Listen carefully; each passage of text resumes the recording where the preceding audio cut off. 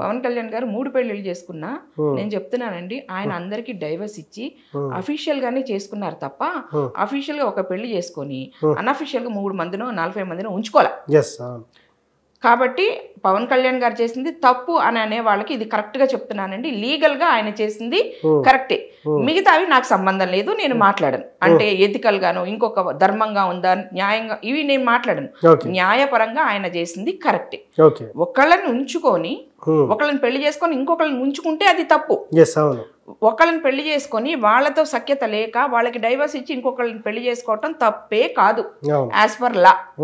Okay, కాబట్టి ఆయన చేసుకుంది 3 చేసుకున్నా 30 చేసుకున్నా యాజ్ పర్ లా చేసుకుంటే అది తప్పు కాదు. ఆయనే కాదు ఎవరికైనా తప్పు కాదు. ఓకే, ఇక్కడ ఇది టాపిక్. అలాంటప్పుడు ఆడవాళ్ళని ఎందుకు తీసుకొచ్చావు?